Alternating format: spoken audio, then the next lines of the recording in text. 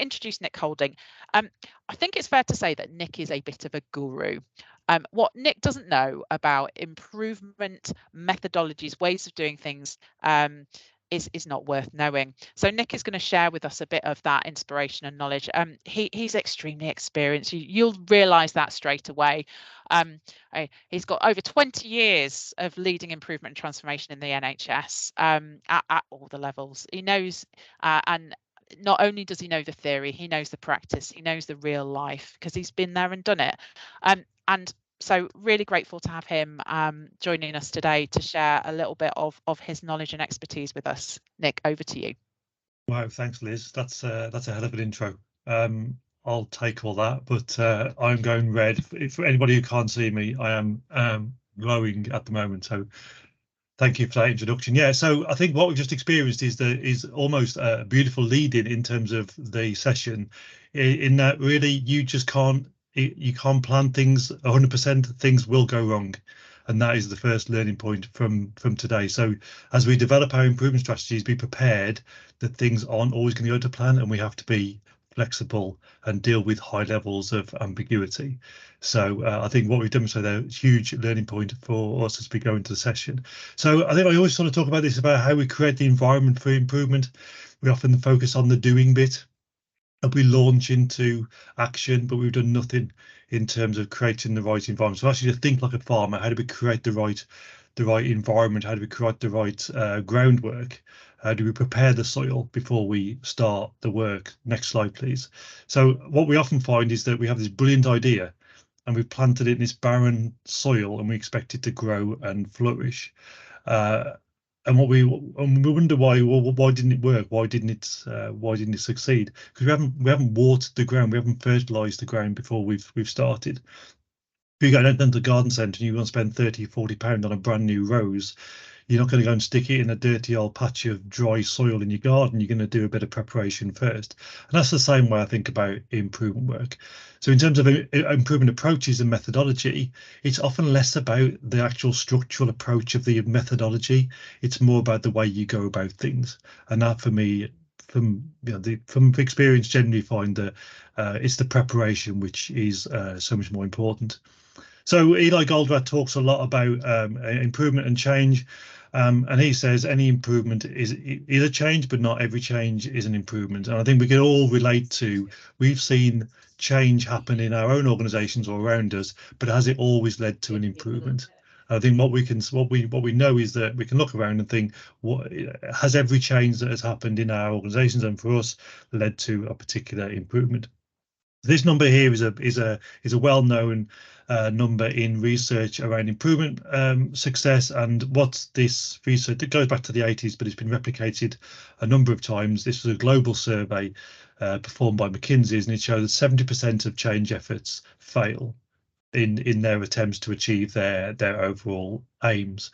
But I think for me, the more striking element for this, and next slide please, is that 7% don't meet their overall objectives. Next slide. But then only 25 achieve some of their objectives, which lead to only 5% of improvement efforts leading to a sustainable change for improvement. You think about all the efforts we put into improvement and all our time and all the commitment that we put into improvement, and what the research, the literature shows is that only 5% leads to the sustainable change and improvement. When we look at behind some of the headlines of that, that's quite striking. What comes out of this research is that, and I've listed all the things there which have come out of the research, but how we set those unrealistic expectations at the start, lack of buy-in, poor communications, not explained well enough, and I'll cover some of this in the next 10 minutes or so. But for me, the one of the most important bits is the last one, about the improvement mechanism, how we do improvement, how we go about it. And that isn't about writing an action plan, sending out a standard operating procedure and telling everybody to get on and do it, because that, surprisingly enough, that's not going to work. Next slide, please. So when we think about this success rate, 5%, we do have to change the way we do things around here, and we have or do we just keep on doing the same old, and expecting different results? And as the science line says here, we cannot solve our problems with the same thinking we used when we created them. So we've got to this point with our improvement efforts, and things aren't changing. And in the 20 years that I've been in the NHS, we're still trying to deal with some of the same problems and the same work on improvement efforts that we're working on 20 years ago. Next slide, please. One more thing we're all really good at, we're good at planning, we're good at organising and discussing and writing lists, but in the end we have to do something. We can't just sit around and hope something magical just happens. Next slide, please.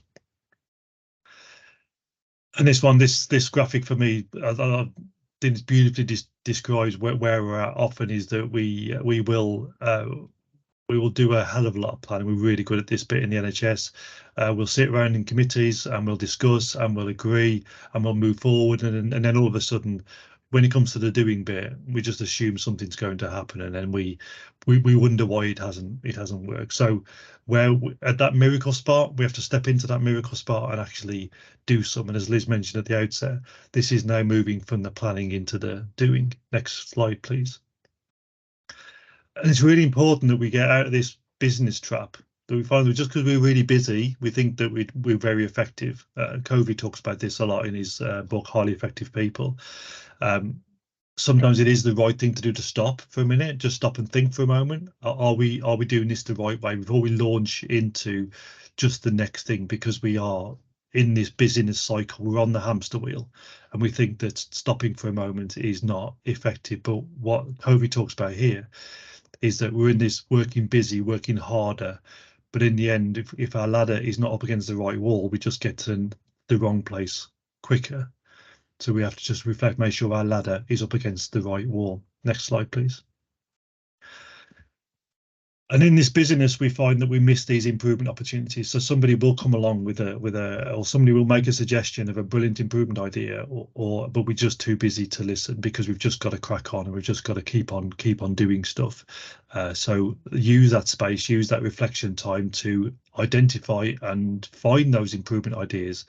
And try them out, because you never know, it might just be the thing that gets you out the hole that you might find yourself in. Next slide, please. But what I found, this leap from knowing to doing. So everybody on this call today probably knows in their heart of hearts the changes that they need to make, and they need to make that shift. And we all know, we've all heard this, we've all probably said it. We just need to do this, or we just need to do this, or we just need to do this. But the knowing doing gap is a real thing, and it's ubiquitous across the whole of healthcare. Well, not just healthcare. I've seen it everywhere.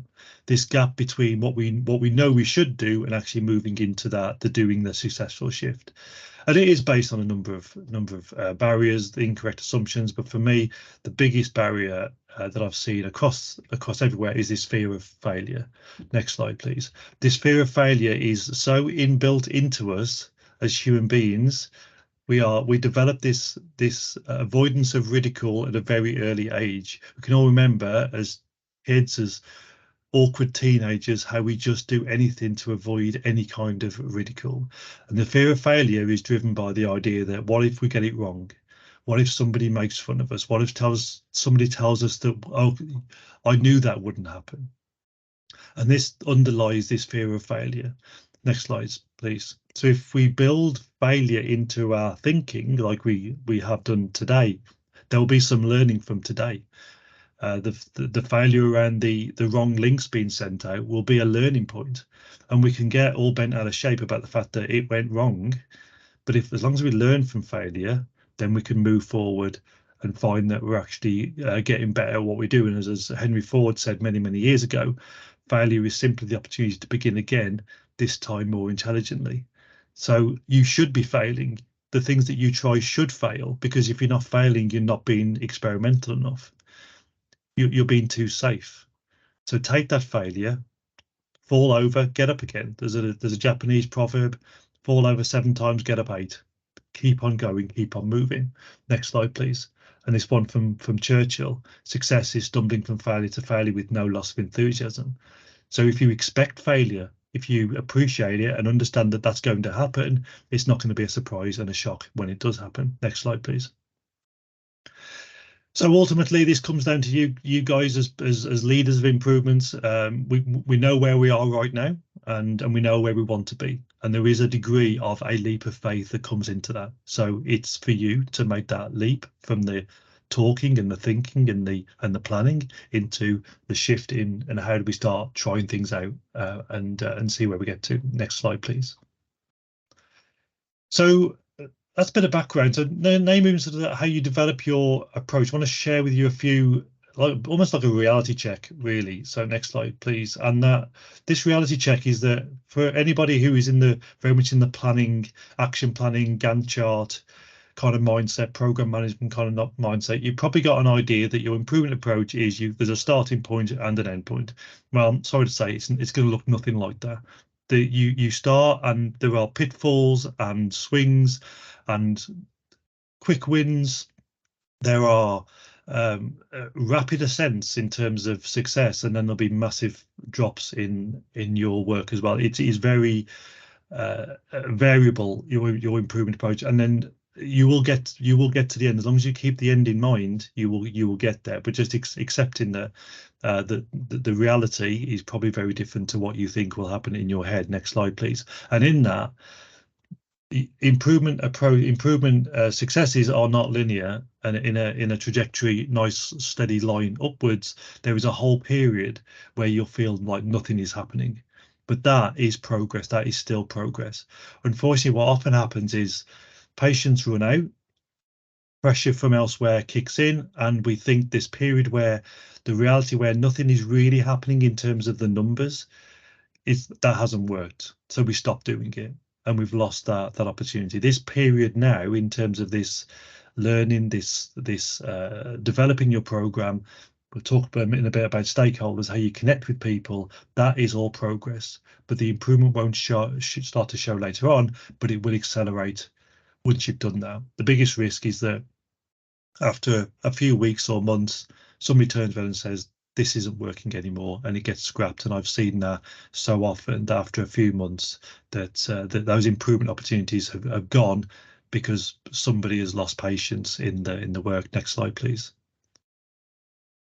So think about this improvement routine, this habit that I want you to get into in terms of your improvement approach. So really important that you know where you're heading to in step one. These 4 steps are really important. Just embed these into your thinking in all your improvement work. Step 1, know where you're heading. Really important that you know the end goal here. What's the aim? Number 2, grasp your current condition. Where are you now? What's the gap between where you want to get to and where you are now? And be honest about that. But really importantly, number 3, establish your next target condition. So where do you want to get to next? Because you're not going to solve the problem overnight. Where are you going to get to next? What's your next stage that you want to get to? That could be a number, more of this, less of this. It could be a state that you've engaged with your stakeholders or whatever it might be. And then there's a series of experiments that happen in between. Next slide, please. And that leads us on to something I'm sure many of you will be familiar with, but just worth repeating in terms of the model for improvement, which for me sits at the heart. Every single improvement methodology I've ever come across essentially has this kind of approach, maybe worded slightly differently, but it's kind of know where you're heading. What are the measures that will tell you that a change has happened, and what are the ideas that are going to affect that? And you're going to hear from Chris after me, and he'll talk a lot about that measurement phase. So once you know what you're trying to achieve, how will you measure that? And then you go into this rapid improvement cycle of plan, do, study, act. You plan your change, you do it, you review it, and then respond to that review. And that really, next slide, please. And that really sits into the stage 4 element there, where you know where you're going to head to your next target condition, and test lots of experiments. And this is where your failure will materialize, because you'll find out that some things do or don't work, and some things didn't work as well, or they work better than you first originally anticipated. So use this kind of approach in your thinking. Never think that you're going to get from straight to number 1, because that's just not going to work. Next slide, please. So I've mentioned before about stakeholders. This is really, really, really important. You can't spend enough time making sure that people are involved in the work. It can't just be the Nick show or the Liz show or whoever's show. It has to be a collective team effort. Jyoti always says this: flow is a team sport. and involves multiple stakeholders. So next slide, please. Think about your stakeholders. One of the things with change is that we all think we want change, but then when individually we're asked to change, there is a substantial reduction in the number of hands that go up at that stage. So none of us particularly like change imposed on us. None of us would like to, if somebody come along and rearrange my desk that I'm sat at today, I wouldn't be very happy.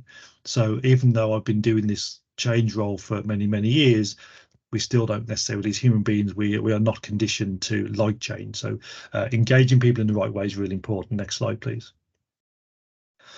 And as Adam Grant, organisation psychologist, so one of my heroes as an organisation psychologist, Adam Grant talks about the biggest obstacle to a successful change is human resistance. We are the biggest barriers. We can talk about money, we can talk about stuff and resources, but actually in the end, it's human beings that stop change. So paint that vivid picture for people, help them understand, learn and appreciate where you're trying to get to, appeal to the values of the people you're trying to work with. This is, whoever you're in front of, they'll have their own set of values and beliefs. So it's important that you understand that. But for me, one of the most important things here is you shrink the change. So often we'll talk in big terms. We're going to eliminate this, or we're going to fix this. To shrink the change. Next slide, please. And this really speaks back again to the improvement habit, the methodology that I spoke before about going from the ideal future state, number one, to your next target condition, number three. So where are we trying to get to next? And that may just be a very simple, small change you're trying to get to. So shrink the change, make it acceptable and palatable for those people you're speaking to. Next slide, please. So some helpful little tips here that I'm sure you'll have the slide shared with you afterwards. Think about these people who are in your team. Those are the people who surround you already. Getting those on board should be reasonably easy, but then thinking about the whole sphere of influence beyond that, those people directly impacted, indirectly impacted, and those senior leadership who can have a significant impact on your change idea. These are all these people won't naturally be aware or understand that the change you're trying to make. So it's important that you spend a bit of this time now at this stage connecting with people who have that direct and indirect influence. Next slide, please.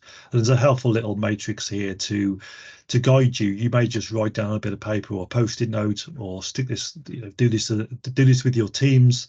Who are those people in the high power, low interest? They're influential, but not really that interested in the work that you do, but they'll have some influence. Low power, low interest. Keep them engaged, communicate, don't ignore people. Really, where you're going for these high power, high interest people who are really interested in the work that you're doing and have a lot of interest as well. And then the low power, high interest as well, in terms of people who we may think they're not in a powerful position, but they may be influential in other ways, that they just know people. There'll be these super connectors who have little status in an organization, but are really interested in the work that you're doing and can probably help you communicate that. Next slide, please. As you move forward, I really like the work of Amy Edmondson. She talks a lot about psychological safety, but also about how we work and operate with people. And I really like the way she approaches this. And again, this speaks to how we approach our improvement work in terms of, do we organise to learn? Do we organise our work in terms of we want to learn as we go, or do we organise to execute, which is more of a, I'll tell you what I think and I'm going to tell you exactly what to do. So how do we organise our improvement work to begin learning from the start? And then when we move into execution of our improvement work, have we got that learning mindset again, or are we thinking purely around, let's just get this done as quickly as possible? And I think the former of both these statements are the correct way. So if we organise to learn, execute to learn, we're always in that evolving mindset where we're appreciating that things may be a little bit different than we first anticipated. Next slide, please. And another great book that I've read in the last few years, David Marquet talks about, if you want people to think, give them intention, not instruction. We want to give people in intent, where we're heading to, what's our aim here, what's our purpose, rather than you will do this, you will do that, you will do the other. Help people understand what we're trying to achieve here. Next slide, please. And find those weird positive deviants that you'll have in your organization. The research suggests 2.5% of any organization is made up of people who are just those radicals who just want to do something different. They are perceived to be a little bit out of the ordinary. They may be a little bit rebellious, but for some people, they may be those troublemakers, those people who don't conform to the normal. Find those people. They'll be out there. There's probably plenty of those people on this call today. Anybody who volunteered to be a champion is probably in that positive deviant space, because you're not just prepared to accept the status quo. So find those people. Next slide, please. And this research really does sit within the normal distribution curve, as most research sits into, but the distribution of innovation, these percentages that you see here, the 2.5, 13.5, this is well established now in the research. 2.5% will just be those innovators, those people who they'll do anything. If it's involved with change, they'll be there, hands up. I'll do it. Whatever you want me to do, yeah, I'll be there. They'll be in the queue for the first iPhone when it comes out. Those at midnight in the pouring rain. You've got your early adopters, those people who are really keen and want to follow. They'll be your followers. Then there is this pretty big gap between those and your early majority. These people are the cautious observers.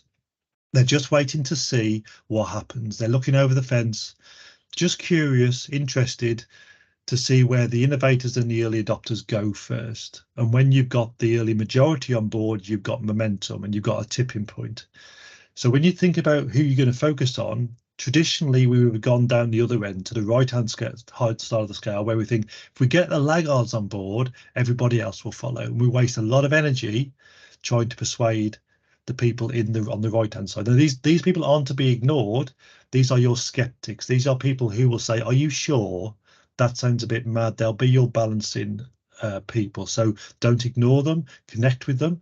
But in terms of your energy, where you're going to find your early majority, and around 34% of the people that are in your organization will be in that group. And then you'll find that you'll have momentum. So think about your stakeholders, think about who you connect with. Where do they sit in terms of those mapping? But engaging with your people as you prepare the soil, as Adam Grant talked about, the human beings in your organizations will be the biggest resistance. Next slide, please. And this is a model that is drawn from public health, but I've used it so often now and it's so relevant to all change. The trans-theoretical model of behaviour change, fancy title, but it's stages of change essentially. And what this model suggests from Prochaska, Di Clementi and Norcross is that we all go through these various stages in terms of change. We are always at pre-contemplative, whatever change that we think of. Then we'll move into contemplation in terms of thinking about that change, preparation, action, and maintenance. Now, we can move through this quite quickly. This can be within minutes or hours. You don't realise there's a need for change. Somebody tells you something that blows your mind, and then you move through contemplation, preparation, action straight away. You think it's just going to happen. But for other people, it may take weeks or even months to move through this persuasive. We have gone through this already, and what we often do is we'll tell people, "Look, I've got this brilliant idea. It's absolutely amazing, and we think it's brilliant, and we want people to move into the action phase." But we haven't allowed those people to go through that pre-contemplative, contemplative, and preparation stage as well. So think about this when you're connecting with your people, how you describe it. What we often find is that we go from what we're asking people is go from one, we don't even feel like we need there's a need for change, to into number 4, action.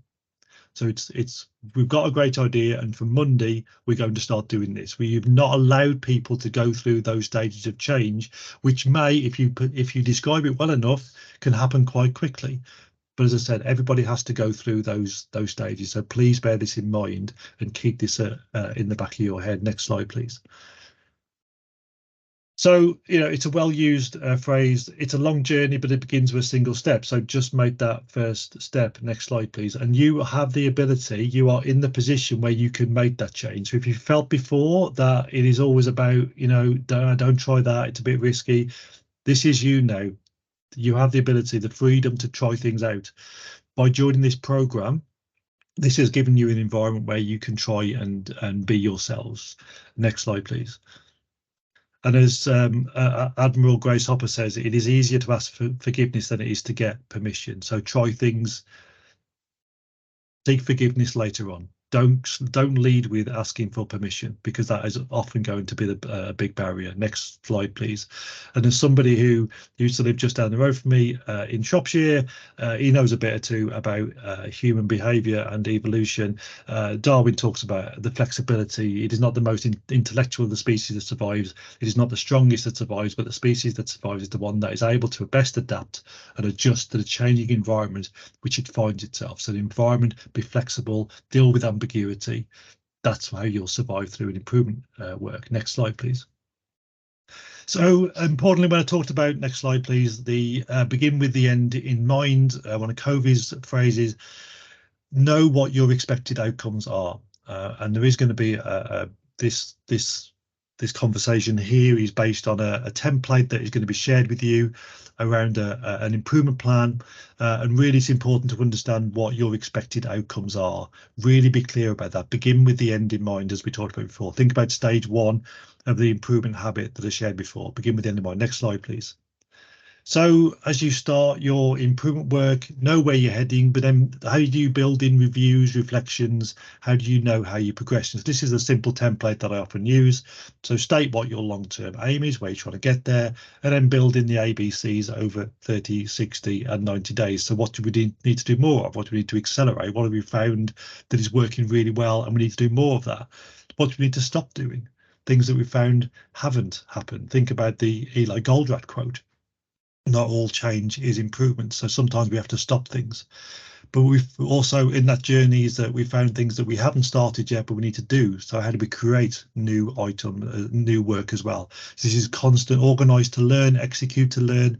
You're constantly building this 30, 60 day mindset as you continue. Next slide, please. And think about the starfish model. Really interesting one, just a bit of fun there. But what do we do more of? Keep doing, less of, stop doing, start doing.